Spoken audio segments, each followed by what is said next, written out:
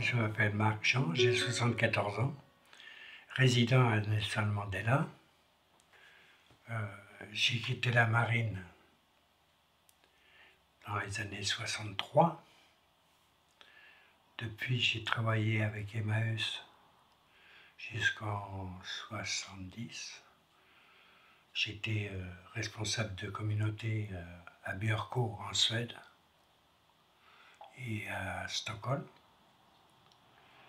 Et en quittant la Suède, je me suis installé au Danemark pour une dizaine d'années, où j'ai eu 3 enfants. Pour un Français, c'est difficile. L'esprit scandinave n'est pas du tout le nôtre. Et je suis parti en Afrique pendant 35 ans. J'ai tourné en Afrique. Mais j'ai fait beaucoup de pays. J'ai fait le Ghana, le Nigeria, le Bénin, le Togo, la Tanzanie. Ouais, je connais bien l'Afrique maintenant. Ma femme, qui était musulmane, était députée dans l'opposition. Et le général Sani Abacha a fait supprimer ma femme en l'achetant du 7e étage. Elle était enceinte. Et moi, ils m'ont mis dans l'avion, en short, en tongs et en t-shirt. Je suis arrivé à Roissy en hiver.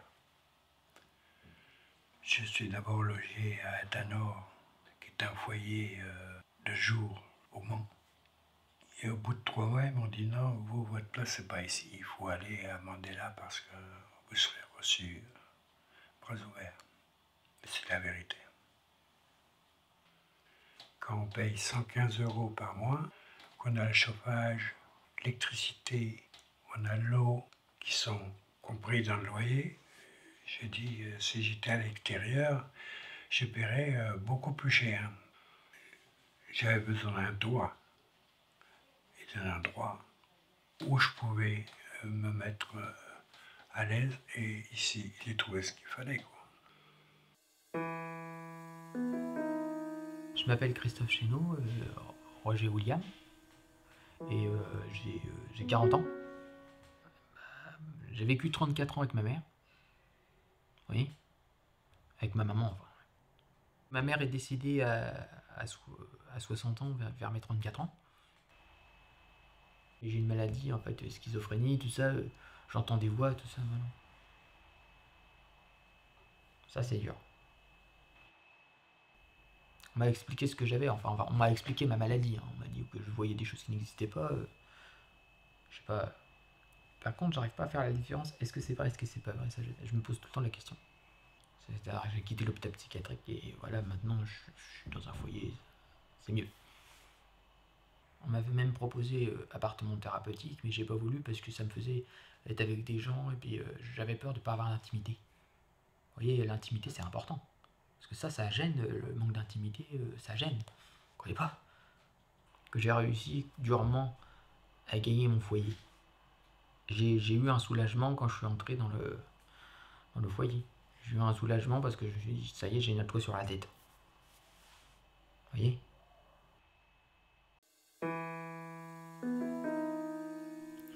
Donc, je m'appelle Jennifer Saada, j'ai 30 ans. Alors, je suis rentrée dans des conditions assez difficiles parce que j'étais à la rue. J'avais pas de domicile, en fait. Et suite, en fait, à une dispute familiale. Pour le coup, avec ma famille, ça passait plus trop. Il y avait des grosses tensions. Voilà, je m'entendais plus du tout avec mon père. C'était très tendu. Donc, j'ai préféré partir, prendre mes affaires et partir. Donc, je suis partie chez une amie les premiers temps, qui m'a hébergée chez elle. Et elle pouvait pas m'héberger sans 7 ans non plus. J'ai eu beaucoup de chance que j'avais des personnes, des amis dans mon entourage qui ont pu m'héberger de temps en temps. Mais voilà, j'ai goûté la rue. Mais il m'est arrivé bien des fois, bien souvent, de dormir dans des endroits insolites, de dormir dans la rue, de dormir dans des cages d'escalier, Enfin voilà, j'avais mon petit baluchon et je pensais pas que ça allait m'arriver à moi, sachant qu'en plus que je travaillais. Donc il fallait avoir une tenue propre sur soi tous les jours, il fallait quand même avoir une certaine hygiène. C'était pas facile tous les jours. J'habite à la résidence Cardinet depuis mai 2013. C'est petit, c'est mignon, c'est cosy. Ce qu'il faudrait pour que je sois parfaitement chez moi ici, c'est pouvoir au moins un minima choisir mes meubles. Avoir une certaine personnalisation du lieu. De pouvoir mettre une âme à ce logement en fait. Et pourquoi pas de laisser une petite empreinte. Il y a un règlement intérieur à respecter. On ne doit pas ramener des personnes après 22 heures. Alors moi j'ai 30 ans, je sais que de mettre un ami dehors ou une amie dehors à avant 22 heures, je trouve ça complètement aberrant, quoi, parce qu'on arrive à un âge où on est conscient qu'il ne faut pas faire de bruit par rapport aux voisins, que bon, voilà, il y a une nuisance sonore à respecter. Après, c'est un règlement qu'il faut suivre pour une période. Et après, si ça peut nous donner l'opportunité par la suite d'avoir un logement notre futur logement, enfin, moi je dis oui. Après ces trois témoignages, nous allons essayer d'aller vers plus de généralité. Enfin, quand je dis nous, c'est surtout vous d'ailleurs, Jean-Claude Drian, qui allez nous emmener et mettre en perspective ces témoignages forcément partiels. J'en profite pendant que je me souviens de signaler qu'il était prévu également d'avoir des témoignages auprès d'un public assez représentatif des adhérents de l'UNAFO, des migrants. Et bon, pour des raisons techniques et pratiques, ça n'a pas pu se faire, mais on y reviendra peut-être tout à l'heure s'il y a besoin sur les attentes de ce public spécifique. Alors, sur ce premier thème, se loger, quelques éléments de réflexion pour mettre en perspective. Oui, se loger... Pardon, j'ai un petit peu de mal à placer ma gorge. Se loger, on voit bien hein, les trois personnes qui ont témoigné dans le film parlent toutes les trois d'un toit, parlent toutes les trois de cette nécessité absolue qui est pour vivre, pour la santé, pour l'intimité. On voit aussi l'importance de l'intimité. Ils ont tous les trois aussi souligné cette question de l'intimité, de l'appropriation des lieux, avec cette volonté qu'a Jennifer de laisser une trace dans son logement et éventuellement d'avoir la capacité d'y apporter ses propres meubles. On voit qu'on commence dans le vif du sujet, dans vraiment cette nécessité vitale qui est d'avoir un logement. L'autre chose, d'avoir un toit. L'autre chose qui me semble-t-il est très importante dans ce que nous avons vu là et qui amène aussi à tenter de généraliser, c'est la diversité des situations. On a là l'illustration de trois situations extrêmement différentes qui justifient des besoins d'accompagnement, du toit bien entendu, mais du toit et de l'accompagnement qui sont elles-mêmes différentes et on verra plus tard qu'elles génèrent aussi des perspectives d'avenir elles-mêmes très très différentes. Du coup, je crois que c'est vrai que l'absence d'un travailleur migrant, l'absence d'un jeune travailleur, l'absence de cette diversité, elle est aussi en quelque sorte la démonstration que finalement, face à cette diversité de situations par rapport au logement, c'est devenu, enfin ça a toujours été d'ailleurs, il n'y a rien de très nouveau, à peu près impossible de dégager ce qu'on appellerait statistiquement un échantillon représentatif. Donc laissons tomber la représentativité et puis je pense que dans les débats, les uns et les autres apporteront aussi leur témoignage. Autre point encore en préalable qui me semble caractériser ce que nous avons vu dans ces trois témoignages, mais qui est facile à généraliser, c'est que nous avons affaire à trois personnes qui ont des histoires particulières, pour lesquelles la question du besoin de toit et du besoin d'hébergement, au sens large du terme hébergement, n'a finalement pas grand-chose à voir avec le problème du logement en tant que tel. Leur problème, c'est un retour après de nombreuses années à bourlinguer et une situation sociale difficile. C'est des troubles mentaux, c'est un conflit familial. Tout ça, finalement, n'est pas à la racine une question de logement. Mais le logement est une condition pour le logement et le toit est une condition pour se remettre finalement dans une trajectoire positive.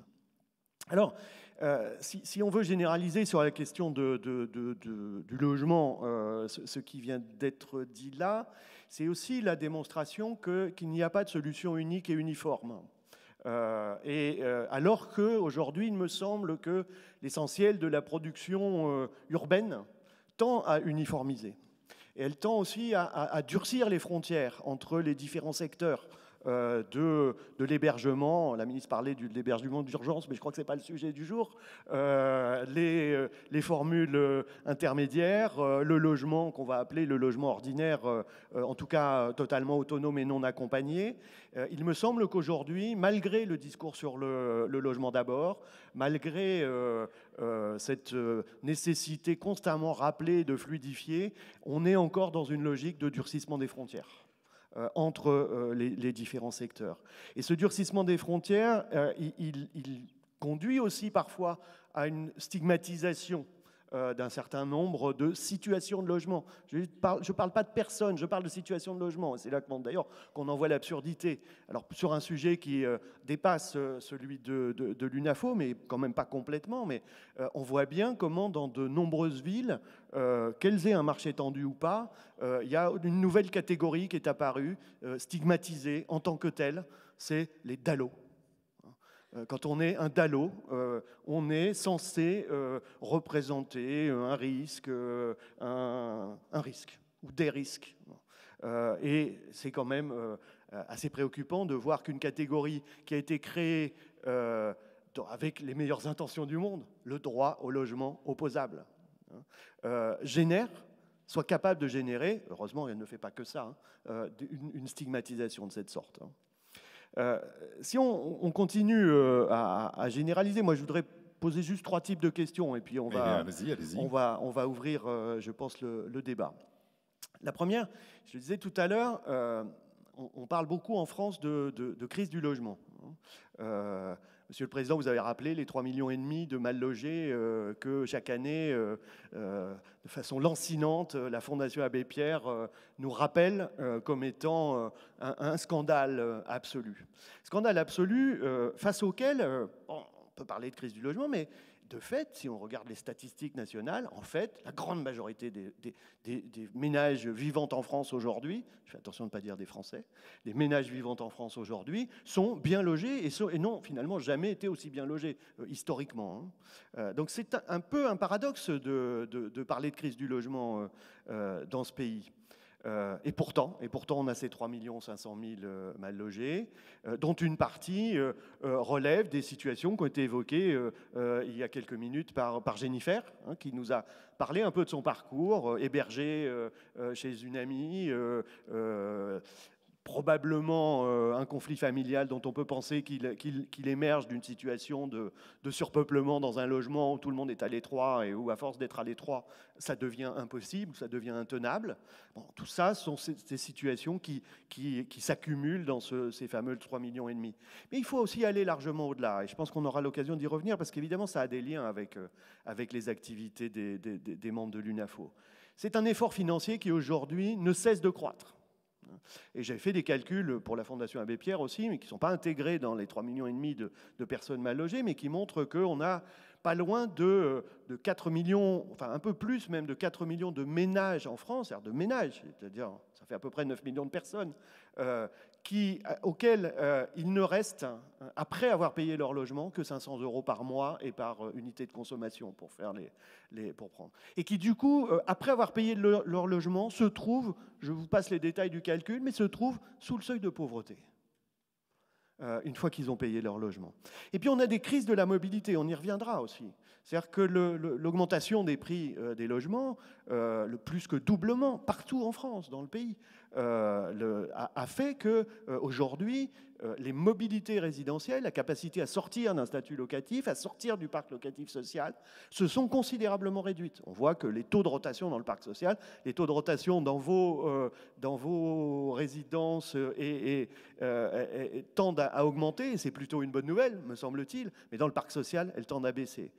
Et ça signifie que très probablement, les capacités de sortie, les capacités de construction de parcours résidentiels sur lesquels on reviendra, elles se sont réduites. Et puis, autre élément de crise encore, et vous voyez que ça fait gonfler bien au-delà des 3 500 000 mal logés de la Fondation Abbé Pierre, sont des disparités territoriales qui se sont considérablement accrues. Ce n'est pas la même chose d'habiter au Mans, ou d'habiter à Paris, ou d'habiter à Lyon ou à Toulouse. Et ça a toujours été. Mais ça s'est considérablement accentué depuis le début des années 2000. Parce que les prix ayant doublé partout, forcément, il n'y a pas besoin d'être un grand mathématicien pour comprendre que les écarts de prix se sont accrus. Et qu'un fonctionnaire de catégorie B ou de catégorie C, il ne vit pas du tout de la même façon s'il est au Mans, à Saint-Étienne, à Lyon ou à Paris. Et du coup, ces marges de manœuvre se sont réduites. Du coup, ça pose évidemment des questions politiques. Et je dirais qu'une des questions majeures, j'avais dit 3, je vais en faire que 2 pour ne pas être trop long. Mais faites-en 3, faites-en 3. Je refais 3. Alors, une des questions, c'est la question générale des politiques du logement. C'est-à-dire que, est-ce qu'elles sont aujourd'hui capables de générer une offre adaptée qui va permettre de revenir à une situation un peu plus normale, particulièrement pour les personnes qui rencontrent des difficultés, mais aussi, et je pense que c'est là que ça coince le plus, c'est les personnes qui sortent de leurs difficultés, et qui pour autant ne peuvent pas accéder à un logement ordinaire. Donc on souligne aujourd'hui beaucoup la dimension quantitative. Il manquerait 1 million de logements en France, il faudrait construire 500 000 logements neufs par an, et en faisant ça, on va tout résoudre. D'abord, c'est pas le sujet du jour, donc je ne le ferai pas, mais j'ai tendance à contester cette idée d'un déficit d'1 million de logements, mais tout comme j'ai tendance à contester cet objectif aveugle de construire 500 000 logements. Vous pouvez nous dire pourquoi quand même maintenant, vous en avez trop dit. Parce que je ne sais pas où sont les personnes qui devraient habiter dans les 800 000 ou le million de logements qui manquent, sachant que nous sommes toujours dans une tendance dans laquelle la taille moyenne des ménages ne cesse de baisser, sauf dans certains lieux. C'est-à-dire que quand vous êtes au cœur de l'agglomération parisienne, la taille moyenne des ménages ne baisse plus, elle tend même à augmenter. Donc là oui, c'est le symptôme d'un déficit et d'un manque. Mais je ne suis pas sûr qu'on puisse, au Mans, parler de déficit de logement. Ce qui ne veut pas dire qu'il n'y a pas de problème de logement au Mans. Ça ne veut pas dire qu'il n'y a pas de mal logement au Mans. Mais vous voyez bien que ce sont deux questions très très différentes. Et quand on se donne, par exemple, dans le cadre du Grand Paris, l'objectif de construire 70 000 logements par an en région Île-de-France, c'est un objectif qui semble quasiment hors de portée parce qu'il faudrait doubler la production en Île-de-France. Et ça voudrait dire qu'il resterait du coup 500 000 moins 70 000. Donc déjà, en Île-de-France, c'est très très difficile. 500 000 moins 70 000, 430 000 logements neufs à construire chaque année en dehors de l'Île-de-France. Mais où ? Sachant qu'aujourd'hui, dans beaucoup de villes de France, les bailleurs sociaux courent après les candidats. Je parle de villes moyennes, de petites villes. Et pour autant, ça ne veut pas dire qu'il n'y a pas de mal logés dans ces villes. Parce que ce sont deux questions différentes. Du coup, les vraies questions en termes de politique du logement sont des questions qui concernent principalement le stock et qui concernent aussi le stock de logements existants, la capacité des ménages à accéder à ce stock de logements existants. Pourquoi ? Parce qu'il est trop cher ou parce qu'il n'y a pas de mobilité au sein de... N'oublions jamais que l'offre de logement, finalement, c'est très majoritairement en France un logement qui est quitté par un ménage. Nous en avons tous, quand nous avons l'expérience du logement ordinaire et du logement autonome, nous en avons tous plus ou moins l'expérience. Si je vous faisais lever la main, mais on ne vous voit pas, je le fais souvent avec d'autres auditoires plus réduits, je vous demanderais lever la main ceux qui sont entrés dans un logement dont ils étaient le premier occupant, c'est-à-dire un logement neuf. Et on verrait que la très grande majorité d'entre vous sont entrés dans un logement existant. Et comment se fait-il qu'il était libre ? C'est parce que son occupant précédent avait bougé. Donc, c'est une question de mobilité. Et cette question de mobilité, si elle est freinée par des prix immobiliers, par une incapacité, par un coût trop élevé de la mobilité, eh bien, le système se bloque. Et c'est donc là, c'est plus que dans la quantité, c'est dans l'accessibilité financière que se joue la question de la construction neuve. Bien sûr qu'il faut construire des logements, bien sûr qu'il faut en construire beaucoup, mais il faut très probablement diversifier l'offre, sortir d'un certain nombre de catégories qui sont elles-mêmes trop rigides, sur l'accession à la propriété, sur du logement social, dont une partie de la production actuelle est à des niveaux de loyer qui sont trop élevés pour une partie significative de la demande qu'il y a en face, et particulièrement sans doute des gens qui viennent des résidences et des foyers que vous gérez. Et puis, troisième question, allons-y pour la troisième. Poser ma troisième question. C'est une autre question qui me semble aussi majeure sur les politiques du logement, principalement dans leur dimension locale, c'est leur capacité à intégrer la question du logement des personnes défavorisées. C'est-à-dire que lisez aujourd'hui un programme local de l'habitat le point le plus faible des programmes locaux de l'habitat, c'est souvent cette question de la façon de traiter du logement des personnes défavorisées sur leur territoire. C'est qu'on a aussi une segmentation qui reste forte, dont on trouve un certain nombre de légitimités, mais entre des plans départementaux qui sont aujourd'hui principalement entre les mains de conseils généraux, enfin conseils départementaux, pardon, de conseils départementaux et des services de l'État, et de l'autre côté, des programmes locaux de l'habitat qui sont sous la responsabilité des intercommunalités, et avec, me semble-t-il, un des points clés de cette absence de dialogue, cette difficulté de dialogue entre ces deux domaines qui sont d'un côté de la planification, très orientée construction neuve, et de l'autre côté de l'approche sociale, c'est des cultures professionnelles. C'est évidemment une segmentation de millefeuilles, le département, l'interco, les communes, etc. Mais c'est aussi une différence de culture professionnelle. Le statisticien, planificateur, projecteur d'accroissement du nombre de ménages qui travaillent dans une intercommunalité ne parle pas beaucoup avec les travailleurs sociaux.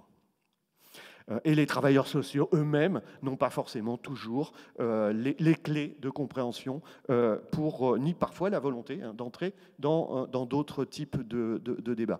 Et du coup, ce qui constitue le cœur des politiques du logement, c'est-à-dire finalement l'intersection entre, on parlera dans 5 minutes ou dans quelques minutes d'urbanisme, d'aménagement, d'habitat, et donc des programmes locaux de l'habitat et de la dimension sociale de ces politiques du logement, cette intersection-là, qui devrait être le cœur des politiques du logement, eh bien on voit que dans la plupart des cas, elle fonctionne assez mal. Merci. Alors, des premières réactions, questions. On vous voit très mal, mais si vous levez bien la main, je devrais pouvoir voir au moins le mouvement, à défaut de voir qui jette. On a des... Voilà, Pierre-Marc, s'il te plaît. Si vous voulez bien, au moment de la prise de parole, vous présenter brièvement pour que tout le monde puisse vous retrouver à la récré après, si nécessaire. Bonjour. Allez-y, monsieur. Bonjour, Jamal Cheridi, association Coalia. Juste une remarque, vous avez indiqué effectivement un durcissement des frontières.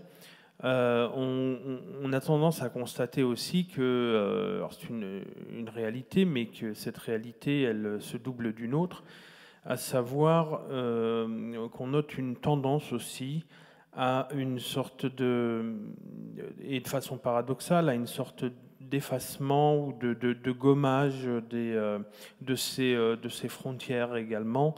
Et je pense en particulier à l'injonction qui nous est souvent et de plus en plus souvent faite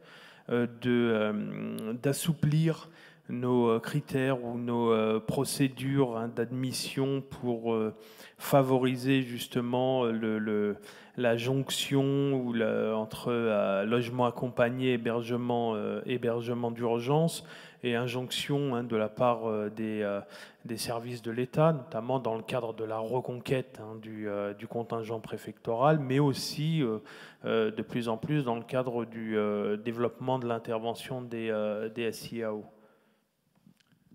Alors, vous souhaitez répondre ou on vous laisse le temps de... On va prendre d'autres réactions ou d'autres questions ou rebonds, s'il y en est. Il doit y en avoir, forcément. Oui ?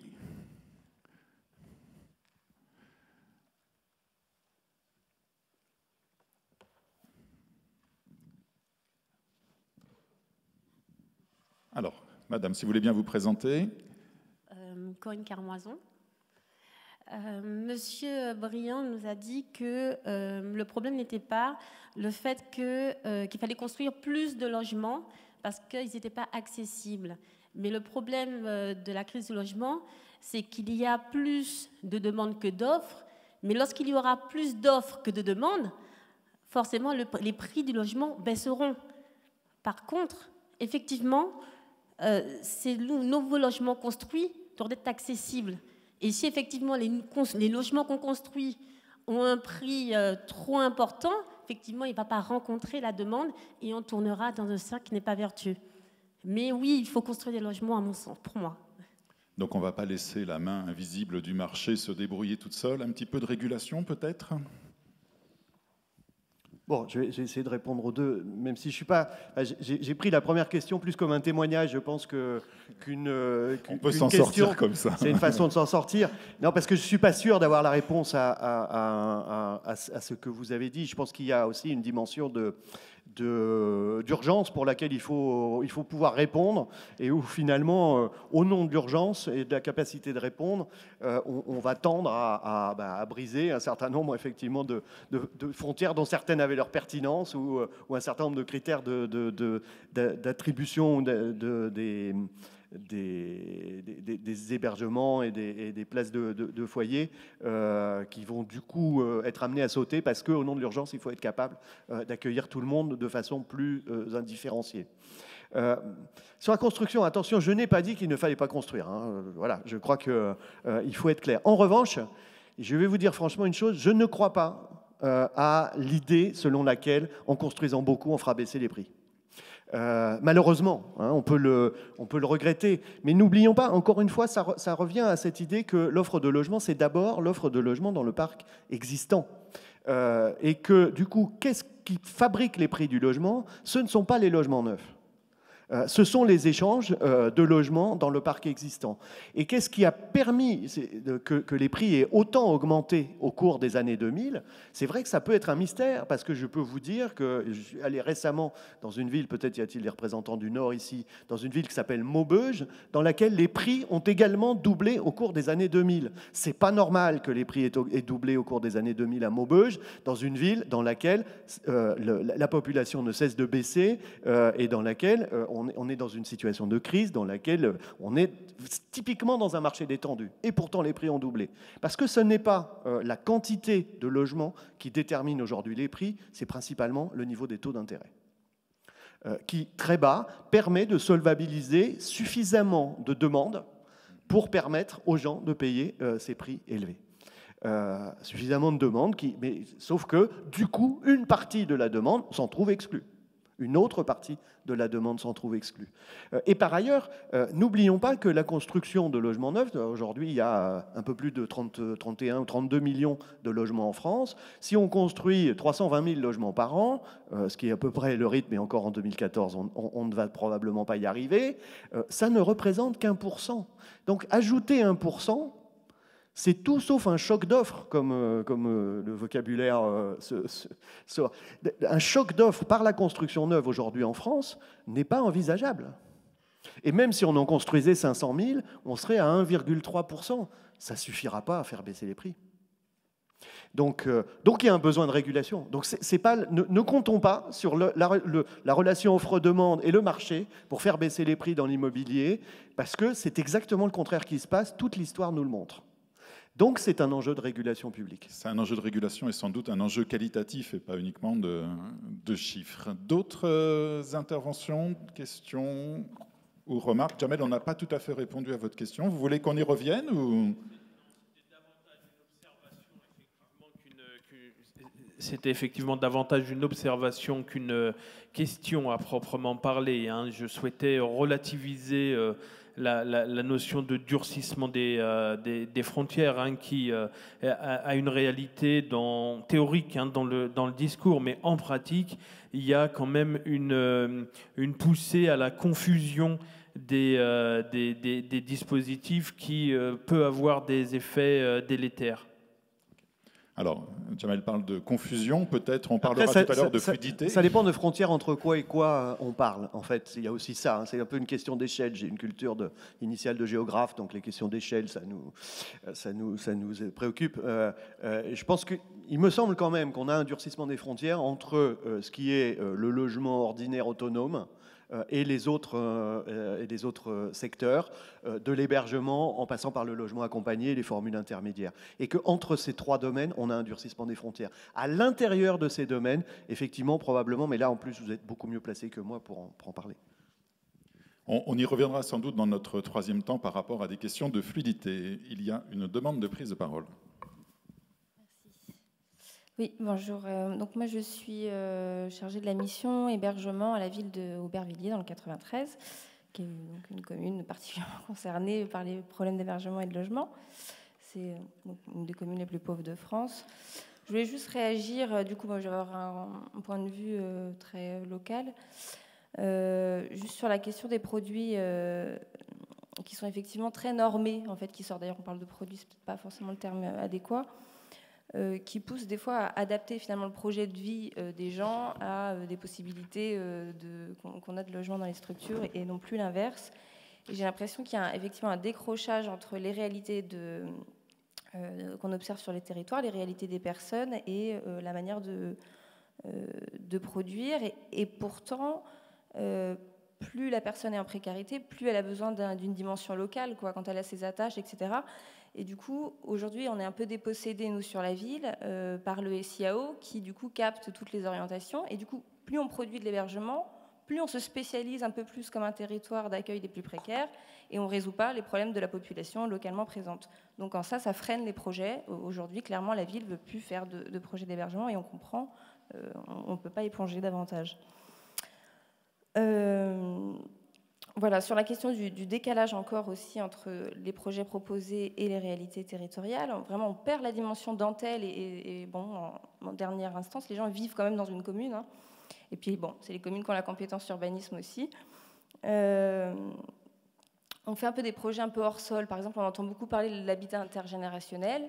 Et puis nous, par ailleurs, on force un peu les gens à décohabiter quand ils vivent en groupe familial élargi pour pouvoir les reloger, quoi. Voilà, donc il y a toujours un peu ces distorsions qui ne sont pas évidentes. Les communes et les mutualisations.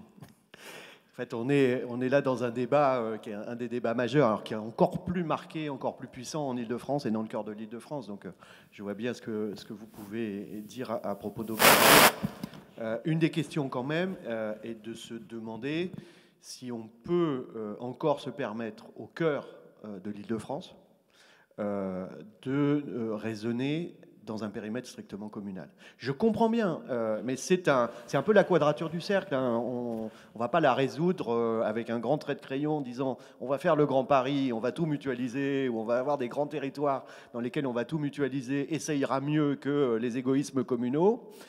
Et de l'autre côté, valoriser à très juste titre la proximité, le rapport aux habitants, la connaissance de leur situation, etc. Il me semble, je ne suis pas du tout un spécialiste des SIAO, mais que la logique de création des SIAO relevait aussi d'attentes des milieux du secteur qui étaient créons des moyens de mutualiser, d'avoir une connaissance partagée, d'avoir un suivi partagé et d'avoir des réponses les plus ouvertes possibles aux besoins qui se présentent.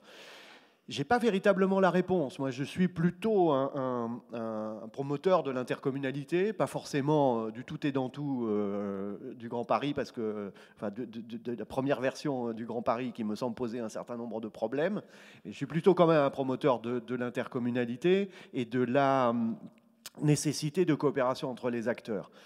Il faut trouver des formules qui permettent de gérer, on y reviendra quand on parlera d'habitat dans quelques minutes, mais il faut trouver des formules qui permettent de gérer conjointement, de considérer qu'il n'y a pas de contradiction intrinsèque à l'idée de raisonner avec des solidarités sur des territoires larges et avec l'idée de la proximité. C'est-à-dire qu'on peut, me semble-t-il, gérer la proximité, y compris à l'intérieur de périmètres plus larges. Je crois que le raisonnement strictement communal a démontré quand même aujourd'hui plus de faiblesse que de force. C'est un point de vue. Donc rendez-vous au 1er janvier 2016 avec la création du Grand Paris. On peut peut-être aussi ajouter que les SIAO parisiens et de la Petite Couronne sont conscients du problème puisqu'ils ont commencé à mener un travail de réflexion en commun pour savoir quelles allaient être les conséquences, j'allais dire les inconvénients, mais soyons plus neutres, les conséquences de la métropolisation, ce qui risque de se passer aussi dans d'autres grandes villes de province. Une dernière intervention sur une dernière question sur cette thématique de se loger, parce que je vois que Jean-Claude Drian piaffe d'impatience d'aborder la thématique habitat. On s'en rapproche, on s'en rapproche. Donc, est-ce que sur les questions de se loger, mais on aura le temps de faire un débat plus en plénière tout à l'heure. Pardonnez-nous, mais on vous voit très mal. Ça y est, maintenant, j'ai vu quand vous bougez, ça va mieux. Madame. Bonjour, Christelle Marano, association ADEF. Simplement, vous parliez de la mobilité et de diversifier l'offre de logement. Aujourd'hui, on sait, notamment moi je travaille dans le 93, la précarité des publics qu'on accueille et les problèmes d'emploi.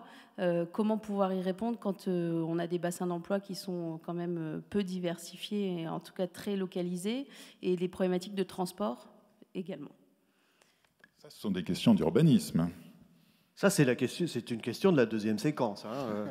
C'est pas que je piaffe d'impatience, mais de fait, c'est très difficile au bout d'un certain temps de ne raisonner que loger. Et c'est bien, enfin, ça justifie pleinement l'organisation de cette matinée. C'est d'abord une question de transport et d'accessibilité. J'y reviendrai tout à l'heure. Aujourd'hui, dans les métropoles, parlons de métropole, mais je pense qu'on peut le dire aussi à propos des villes moyennes et des petites villes. Mais aujourd'hui, dans les métropoles, c'est encore plus vrai. Le raisonnement, j'allais dire en caricaturant, vivre et travailler au pays, par lequel on gérera efficacement, y compris pour des raisons écologiques, la proximité entre le lieu de travail, donc entre des bassins d'emploi et leur diversité, parce qu'il y a aussi en Seine-Saint-Denis des bassins d'emploi extrêmement d'extrême haut niveau, dans lesquels les salariés n'habitent surtout pas en Seine-Saint-Denis. Et inversement, cette question, elle ne peut être gérée que par la question de l'accessibilité et donc la possibilité pour les uns et les autres de rejoindre les ressources de la ville dans tous les sens. Et la proximité entre l'emploi et le logement me semble être, peut-être malheureusement, mais me semble être assez largement un mythe. Eh bien, ça nous fait une transition toute trouvée avec notre deuxième séquence, donc sur la séquence habiter, puisque se loger, ça n'est pas habiter, habiter n'est pas que se loger, vous venez de le dire à l'instant. On envoie le deuxième film, donc on va retrouver nos trois protagonistes, et on revient, Jean-Claude Drillon et moi, juste après.